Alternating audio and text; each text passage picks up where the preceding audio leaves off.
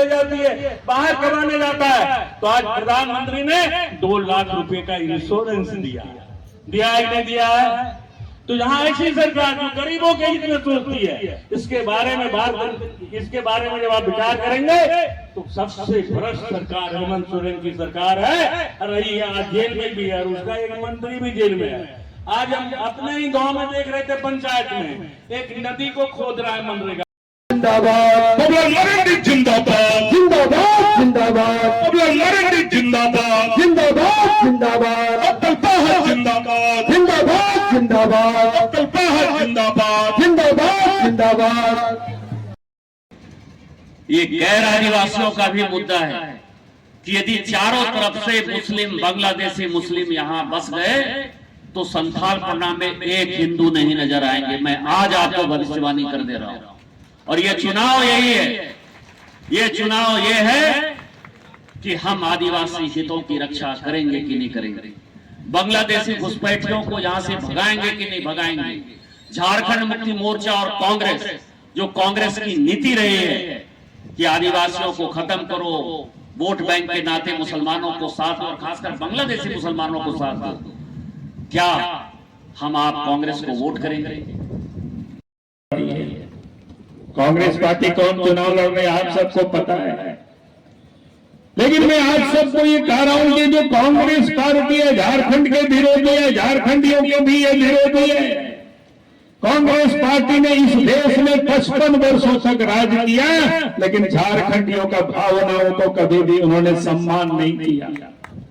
जब देश आजाद हुआ था उस समय से हम लोग अलग राज्य की लड़ाई लड़ रहे थे, लेकिन इन लोगों ने झारखंड राज्य नहीं बनाया। भारतीय जनता पार्टी ने कहा था कि हमारी सरकार केंद्र में बनेगी तो हम झारखंड राज्य बनाएंगे।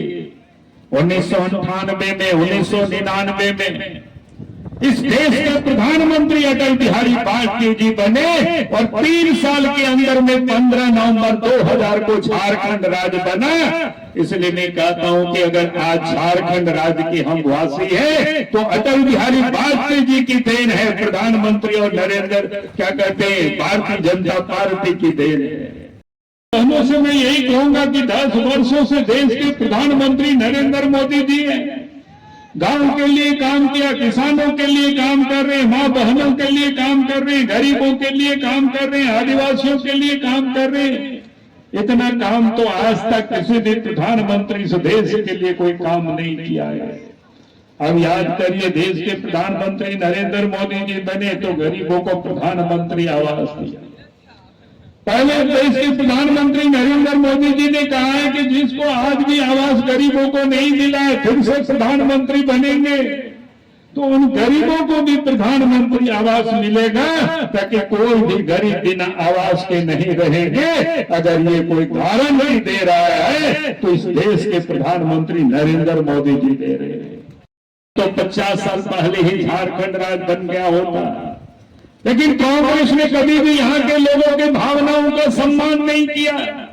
उन्होंने क्या किया, पहले जयपाल सिंह को खरीद लिया अपने साथ, फिर शिबू सोरेन को खरीदा और फिर बाद में सीबीआई से पकड़वा करके तिहाड़ जेल भी भेज दिया।